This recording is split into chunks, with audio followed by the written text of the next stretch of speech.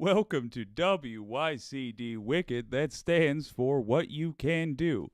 It's your old pal Jake, and as we are going to stress again and again today, an absolutely imperfect messenger, but nonetheless very much on your side and bringing you some delightfully good news today. We're going to get into an update on a story we talked about yesterday involving the shooting of a 16-year-old boy.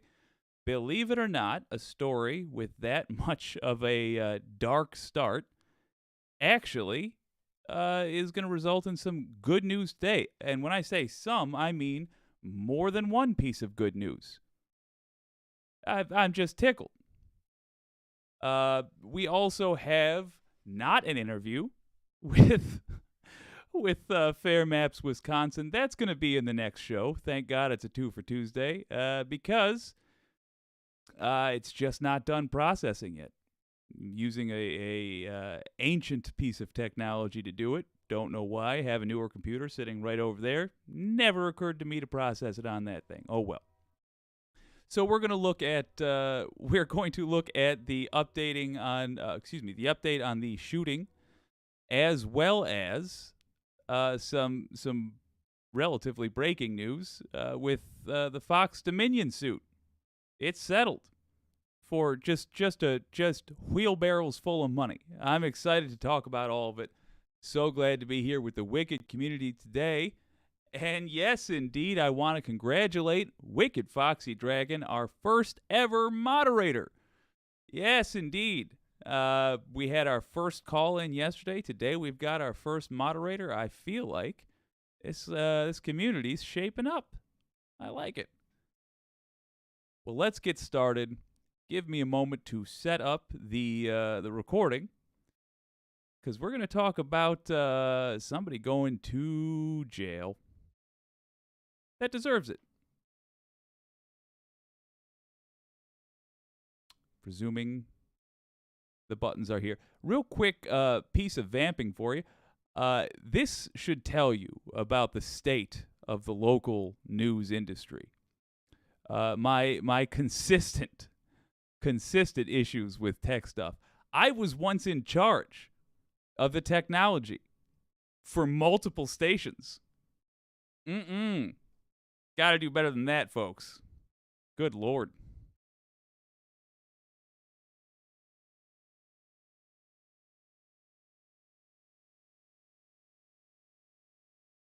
So here's a fun update.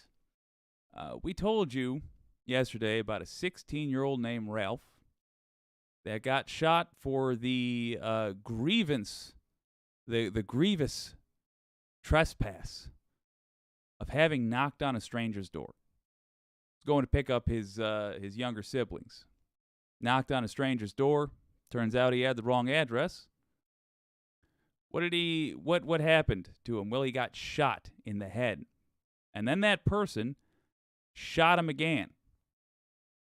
Came outside and shot him a second time. And then the 16-year-old, I don't want to get too grim with you here, but you should know what we're dealing with. The 16-year-old had to, despite having a gunshot wound to the head and body, I think it might have been his arm with the second place he was shot, had to go to 3 houses before somebody helped him. A 16-year-old child. Well, that might make you think, boy, the law ought to get involved in this. Well, they have. Let's look at the damage report talking about it. Andrew Lester is the 84-year-old who has now been identified as the one who shot Ralph Yarl just a short time ago. Now, thankfully, the update is that he has been charged with first-degree assault and armed criminal action in the shooting of Ralph Yarl. You can see Andrew Lester here in this shot. That's the individual who set all of this off. And of course, Ralph Yarl will remind you that his family has a GoFundMe for the both the legal effort as well as the medical expenses. All right, so a couple of things. First of all, link to that GoFundMe is in the description. But let's be clear. America's doing me proud today. I'll tell you. There's three, count them, 1, 2, 3 pieces of good news. Number one is your old pal Jake, and as I hear from our friend Franny, not necessary to go to Missouri to march. Thank God. My car is in the shop. I was going to have to take a bus. I was not looking forward to that. Whew. Not necessary. The law is doing what it's supposed to do. I cannot fathom that there's a jury that's going to see this any other way than what it was. Piece of good news number 2. That GoFundMe for that young man, $2.9 million. So is it a dire need for you to donate to that GoFundMe? Nope. Better part of $3 million is going to that family. Good. Why is that good news? Well, number one, he was shot in the head, so you got to imagine that medical expenses are not going to be cheap. Number two, he's trying to seek justice as a black family in the American legal system. That's not going to be cheap. I realize that the government is going to be doing the prosecution here, but I promise you, things being what they are, this family will find themselves in court with a bill to pay. But it looks like they're set. $3 million ought to do it. So should you donate to that GoFundMe? Only if you want to make a statement. If you want to add to the statement that was already made, which is the average American doesn't put up with this nonsense. The average American, crazy, I know, but it turns out the average American is on the side of the 16-year-old who got shot for no damn reason. I sound angry. I'm actually delighted. This is all good news. In addition, and I don't want to say we're out of the woods yet, but it sounds like Ralph is home and recovering. Let's let the better presenter here, John Idarola, tell you about it. If you're not familiar with the story, is a 16-year-old high schooler had just been trying to pick his brothers up when he went to the wrong address and rang the doorbell twice. And that was all it took for Andrew Lester to decide that he was going to execute this young boy. Now, here's how he tells it. He says that he was in his bed when he heard his doorbell ring and grabbed a handgun before answering, adding that he was, quote, scared to death by Yarl's size. He stated he believed someone was attempting to break into the house and shot twice through an exterior storm door within a few seconds of opening the main door. Yarl was shot twice, struck in the left forehead and right arm. And I don't believe literally anything that this insane, likely racist old man says. The idea that you were just scared of the size of a black teenager is, look, whether it's just an excuse or a truth, racists they do overestimate the age and size of people who aren't white. That we know is the way that racists work implicitly. You believe that he was trying to break into the house? I'm not a burglar or anything, but I don't think that they teach you to ring the doorbell multiple times if you're trying to break in. Yeah, in my burgling days, I very rarely rang the doorbell. I'm kidding. I rang it all the time when I was a burglar. No, double kidding. It's absolutely insane to me that there was even a day where I realize it's an old man. It's an old man. But it's bizarre to me that there was even a day where this guy was just allowed out of custody. I don't. If we're saying that the stereotypical criminal that shoots somebody in cold blood needs to be held for the community's safety, because they are, whatever's going on in their brain isn't wired right to have other people safe around them. I don't see why this old man is treated any differently. But I'm not going to complain too loud because they're charging him. And to be fair, I don't know the nitty-gritty details that they're dealing with. I'm assuming It's a hell of an assumption in the U.S. I'm assuming they've confiscated the weapons. This was a wild one, and I'm glad this kid wasn't 2023's Emmett Till. Jesus. Usually will alert people to your presence. So no, I don't believe literally any of this. It's good news that he's been charged. We'll see what happens. The other bit of good news, and this is honestly a miracle, but family member of Ralph Yarl said that after 3 nights in the hospital, he's now been brought home and continues to improve. I am just going to assume that he should be home after just 3 days. It's entirely possible that our healthcare system is so devastatingly broken that you only get 3 nights to recover in the hospital. But regardless, the fact that he is able to go home is a miracle after being shot twice, including in the head. And so, Mondale, what do you think about this tragic situation? I think, and I appreciate you pointing out the fact that this man's statement should hold no water, no ground, because that second shot was not an immediate shot. It was actually after he shot this young man in the head, he then shot him. He said to him, "Don't come around here," and then shot him the second time. And if this kid wouldn't have put his hand up, that bullet wouldn't have been in his hand or been through his heart, and he probably wouldn't have lived.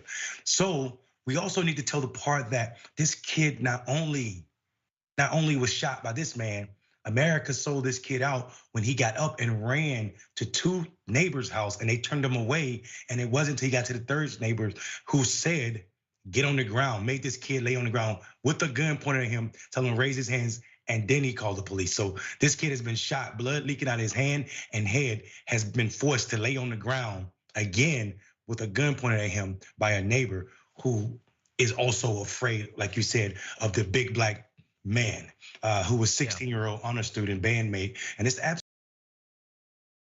Well, that part was news to me. Kid's got a bullet hole in his head. Literally, we don't know if lying down is going to make his brain leak out of his skull. But the neighbor thinks he's going to play cop, even if he really is a cop. He's going to play American cop, make the kid lay down on the ground first, and then call for help. Wouldn't have happened with a white kid. Let's not even ask the question. It wouldn't have happened with a white kid. Probably wouldn't have happened with an Asian kid. We have very weird racism here. But a black kid? Fuck him, right? Get a hold of yourself, America. Absolutely disgusting that we find ourselves in. Keeping it posy. $3 million. It's a callous frickin' society. And that's a callous way to show that some people care. But at least some people do care. Good. That's a tiny piece of redemption here. This place in America where people with guns can just pretend to be afraid and say anything. This is the problem with the Castle Doctrine and also stand your ground. You could just say, "I was afraid," or "This person was on my property," and you can just start shooting at people as if they're hunting. Yeah. I think that there's no, to me at least, I'm only speaking for myself, the idea that your emotional state should determine whether something is legal or not, I think is insane. But even if you believe that there was a context where your fear justifies whatever violence you want, America doesn't get to have that. Not America, where people are trained from birth to be utterly terrified of literally everyone, but especially certain groups constantly. No, you don't get that as an excuse. We'll see what ends up turning up in this. I'm glad, thankfully, that maybe they never were going to do the charges, and it was just the protest that sprang up that caused them to. But either way, that's, I guess, the way that America works. There are charges now. We'll see what ends up happening, and just happy that Ralph somehow survived this terrible violence.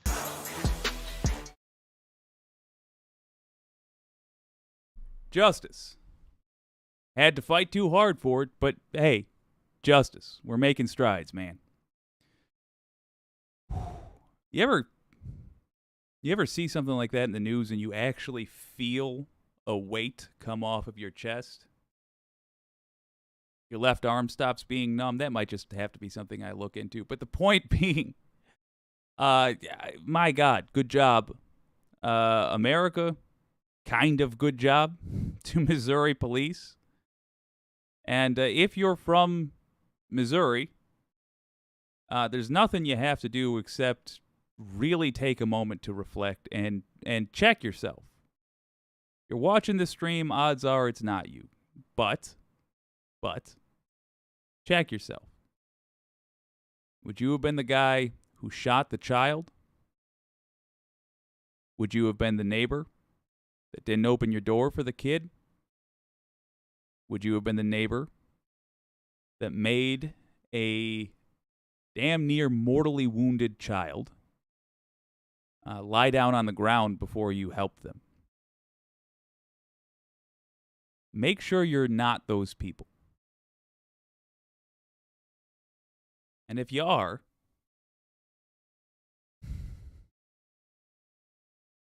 decide in your heart, first and foremost, that you're better than that. Because we all should be.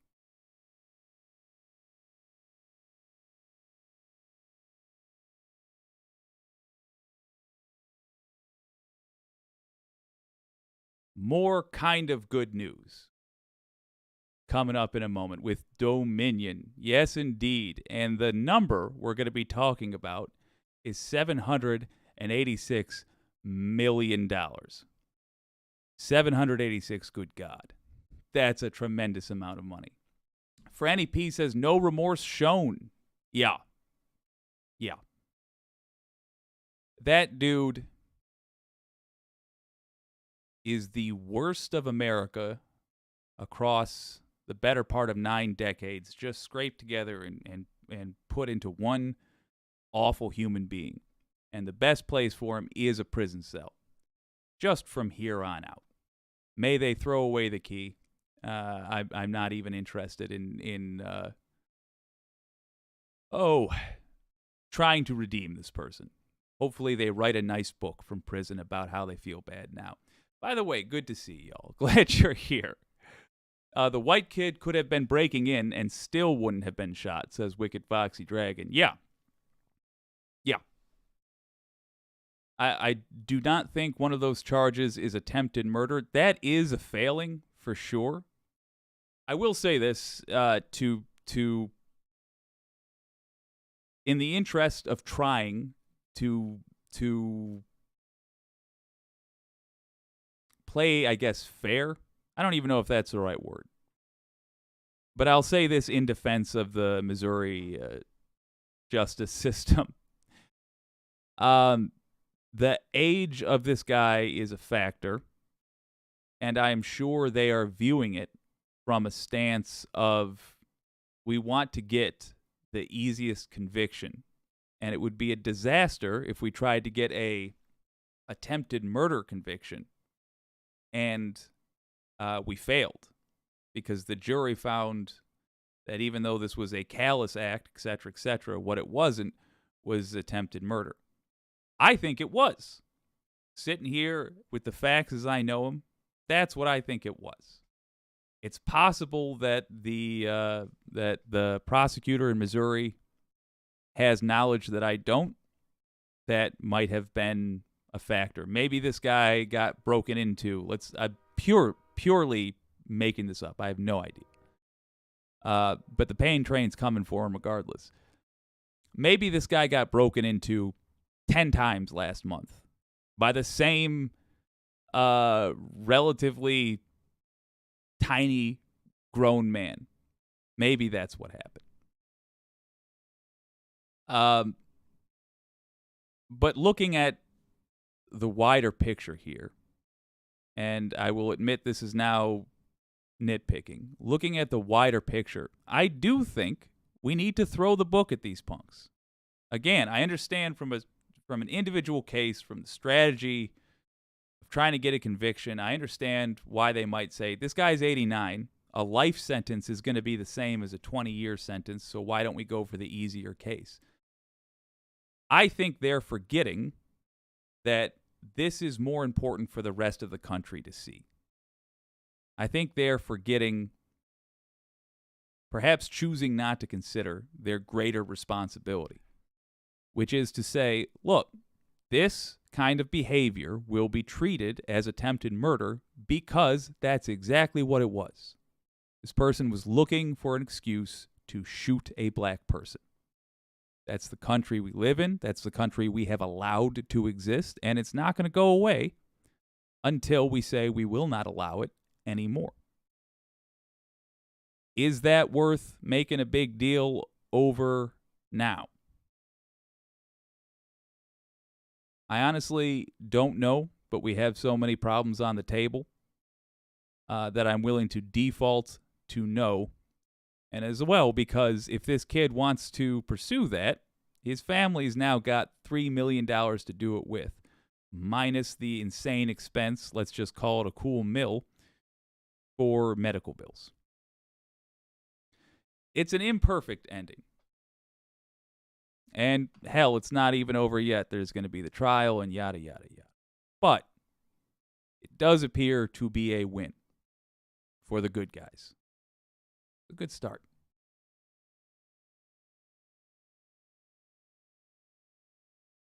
Yeah, really, devil's advocate. Thank you, Wicked Foxy Dragon.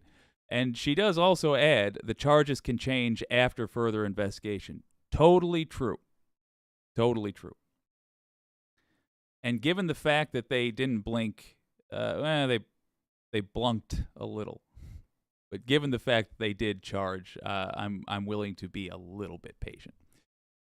We have some real fun news to talk about, but I would very much like to record it. So, I'm going to do that.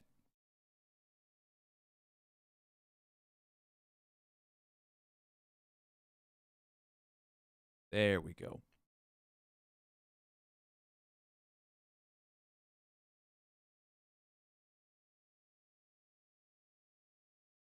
You may have heard about a company by the name of Dominion.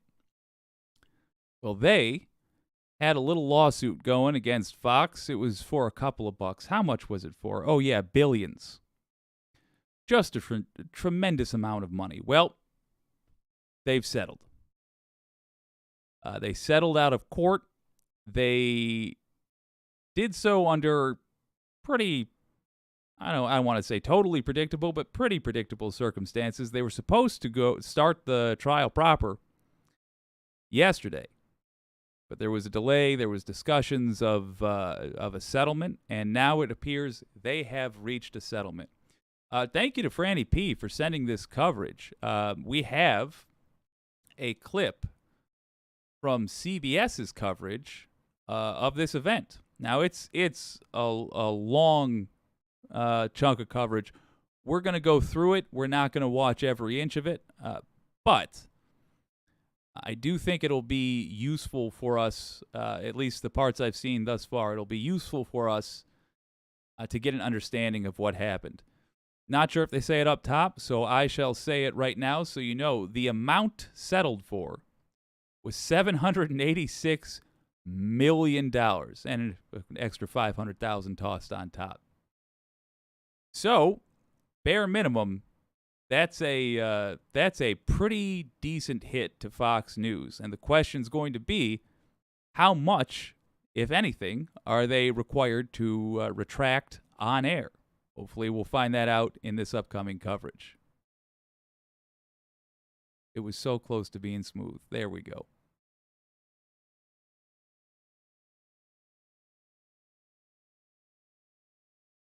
Almost can't buy, although they could, of course. You can't, buy enough to get yourself out of all of us talking about that for 6 weeks, because that was the estimate for this trial. And there's some things you can't put a price tag on. Yeah, it's deeply problematic with the amount of evidence. That for a news organization, as they call themselves, for the public to see that. But let's talk about, what had this trial gone through. I mean, what were the stakes? How could the landscape have changed, or at least for that one corporation? And can I add something to that, too? The special master that we learned had just been appointed. Help us make sense of that in the context of Lilia's question as well. So the special master is actually a different track. So if we could put that to the side for a moment and talk about kind of the substance of the case. in some ways, it was going to be the biggest defamation case that we were going to see in decades. And that's because it was dealing with a news organization talking about a public figure. And we have the highest level, the highest threshold that you need in that circumstance to prove a defamation claim. You need to show actual malice. And here we are in a situation where we have texts and we have other evidence indicating that there was actual malice. So some people thought, well, this will change the legal landscape because we will impose liability on a media corporation. And I would say, no, it actually would have just solidified the legal landscape because the law allows us to punish people for lies. You just have to show actual malice when you're talking about a public figure. So I'm not going to lie to you. Why did I do that to this poor gal? I got some sour grapes. Over the fact that Fox wasn't dragged through the entire trial. But look, America is a film noir story these days. By and large, there aren't good guys. There's bad guys and normal folks. That's really what we're dealing with. When you look at Dominion, it's easy, because they're in opposition to Fox, it's easy to think like, well, F the money, right? Roll the bones in court. See if you can get more. See if you can really take these guys down. But they're not in the business of justice. They're not in the business of even countering disinformation. They're in the business of business. They sell voting machines. They sell a product. It would have been a hell of a thing if the people in charge of Dominion would have said, we care more about our reputation than we do about dollars. But we know that's not true. So we can be happy that Fox got a ton of dollars taken away from it.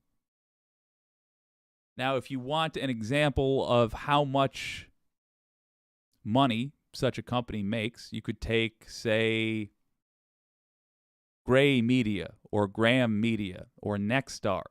Those are the places that own the local news stations that you probably are familiar with. They make around $4 billion, with a B, $billion a year. It's a lot of money. It's probably safe to say that Fox makes somewhere around the same, maybe a little more, maybe a little less. But that gives you an idea of how much this will hurt a company like Fox. Now, that's profit, unfortunately, that I'm talking about. $4 billion in profit. So cutting out a fourth of their profits, just about. Again, this is pure estimate based on my knowledge of other companies, not my knowledge of Fox. But chopping away about 25% of their profit, yeah, that's a blow. Yeah, that'll cause them to hesitate when it comes to straight out lying. I don't think that's enough, obviously. But as far as what we are asking a non-political entity, frankly, to do, that's a pretty big victory. I do think it's going to be on our legislators in the near future to put in a new fairness doctrine, to put in new regulations on the media to prevent them from lying. And by the way, crazy as this might sound, I bet we could get some right-winger buy-in on this. Because we're not saying that you can't have a TV station that's blatantly in favor of the right wing. No. You can absolutely have that. I think we could have people supporting the very simple idea that you can't lie. Look at that. You can't lie and call it news. To be continued on that, let's keep drinking this tea. Is it? What day is it? Is it Salty Saturday? Feels like it's Salty Saturday. Oh, mercy me. But it's not. Let's keep watching this. You just have to show actual malice when you're talking about a public figure. So I don't know that would have changed the law. Also, let's remember that the judge already took off the table the heart of Fox News's defense here, which was the First Amendment. They had two specific privileges, which we can go into in more detail if we want, but they had two specific claims with respect to the First Amendment. The judge said no at summary judgment, that they did not prove the evidence that they needed to in order to bring forward those defenses. Now, the special master question, Lana, to your question, that's a different one dealing with whether or not Fox News basically breached its discovery obligations and they held evidence and they didn't hand that evidence over. The judge at the time said, Fox, you have a credibility problem. So that's not based on defamation. It's based on whether or not they handed over evidence when they should have to Dominion. Okay, that's helpful to clarify. Jessica, do we expect, or should we expect, that this settlement and Fox deciding that going through this trial was more than they could bear, that it might change the way that Fox operates? Fox News, that is. I don't know the answer to that question. I mean, I think what we're seeing with respect to the settlement is that some of these decisions are business judgments. And what we also know is that based on those particular texts, that Fox was very worried about losing their viewership and losing their advertisers.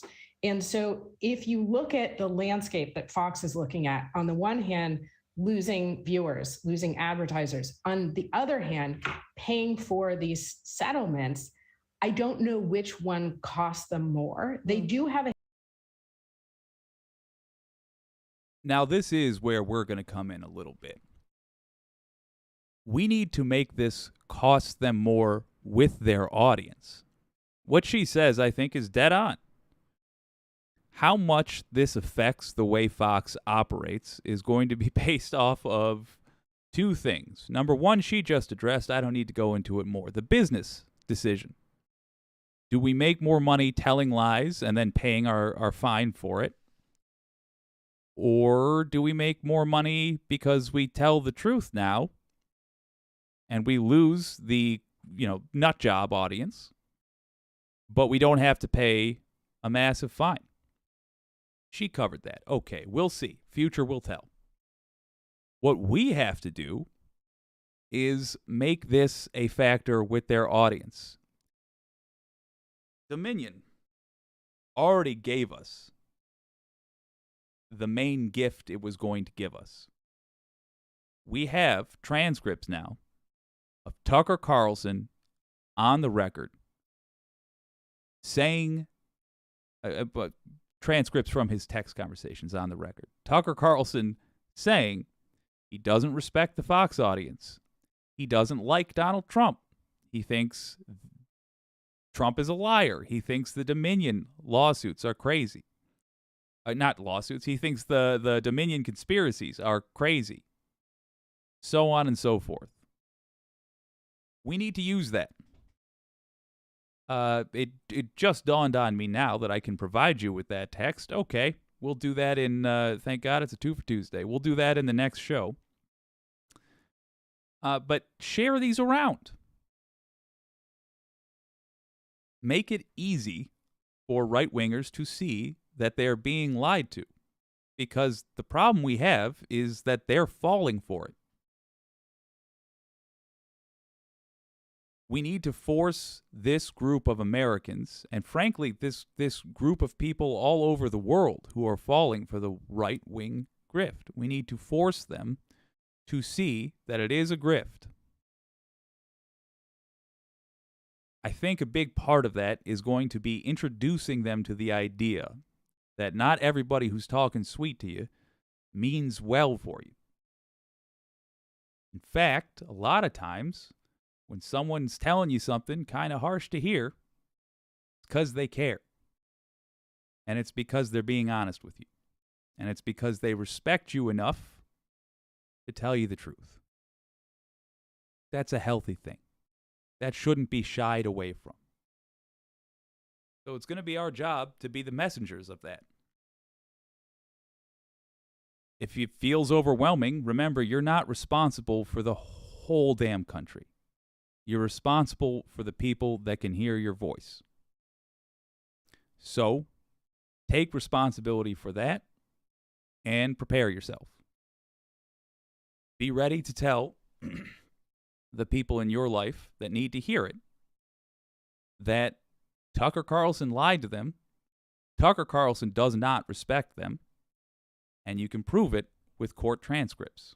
The history, I believe, of another settlement where they basically, in some of our view, did not comply with a settlement. And so we all have to look to see, and this is what I'm so curious about, will there be statements by Fox News hosts that say, we're not going to talk about this again and we lied to you, or will that not be part of the settlement?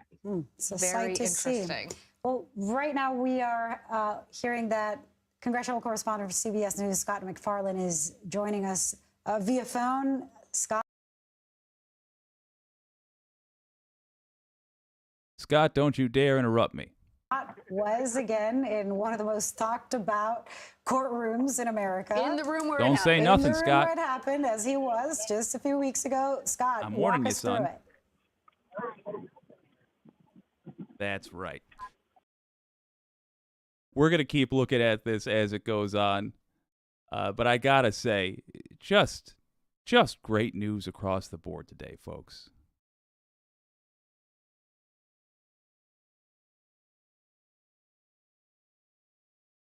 I did want to add one more thing onto that last part.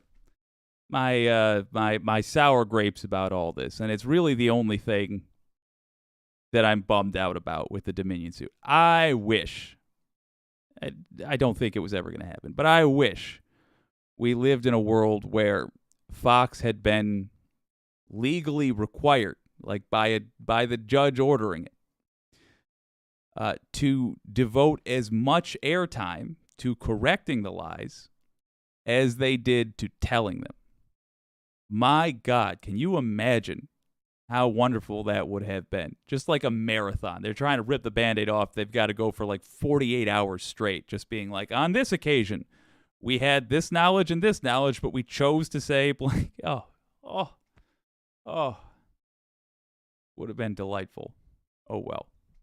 I'll take solace in the fact that these punks lost out on a cool $789,500,000. You'll love to see it. Nothing you have to do, by the way. Enjoy the popcorn. Let's see what the wicked community has to say. Franny P, we need to give them a way to back out gracefully and not by calling them stupid and such. Yeah, you're right. You need to, I mean, when you're in a situation like that, yes, you need to make it easy to come to your side. I do think there's a ton of value in being upfront about not putting up with nonsense, but equally so being instantly forgiving of somebody that decides then to operate honestly. Wicked Foxy Dragon says, I never said they were evil. I did, though. I'm positive I have. Oh, wait, Fox viewers don't care. They don't want to hear the truth. I see. Yes. I think Fox viewers currently are trapped in a mindset that has been rather carefully installed. And I think you'll see what I mean when we go on with further coverage. That mindset is that everybody's lying. It's the reason all these committees in the House exist the way they do, it's not to try to prove whatever the committee is about in the House. It's not earnestly to try to prove that social media companies are bowing down to the Biden administration, yada, yada, yada. It's to try to make all of it look like nonsense. So when Fox viewers hear you saying, Fox lied about this, Fox lied about that, Fox lied about this, they are thinking to themselves, yeah, but MSNBC lies about stuff all the time. And then it's worked. So the counter to that is to ask for examples, because you'll be able to provide examples with Fox constantly, and they might even think they're able to provide examples with CNN, MSNBC, just traditional news places, and hear them out. Maybe they're right. Maybe they're right. But fact check the both of you and do it together. And the truth will win. Honest to God, if you're in this audience now, odds are you have the easiest debates, many of them, but the easiest debates in the world ahead of you. I mean, every single time you go to the judges, so to speak, the facts, it's going to bear out your side, because Fox is literally a misinformation network, claiming to be an information network. So you're going to win. It's really, as Franny P pointed out, it's really very much about half the battle, I'm going to say, is about getting folks, giving them an opportunity to surrender gracefully with a little bit of dignity. Oh, man. So weird that two of the best pieces of news we've had the opportunity to show on this channel of late have involved a tremendous amount of money going to the right people.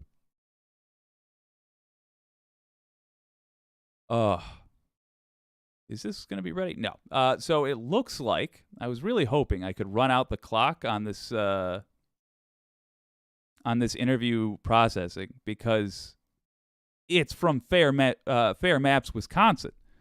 The very people who are going to benefit and have a plan for what to do now that Janet Protasewicz has won. But it's just it's stuck on 99%. File won't play. So this has been a slightly abridged what you can do. We'll see you for the next stream in 1 hour. My name is Jake. Thank you for joining me. I'll see you soon.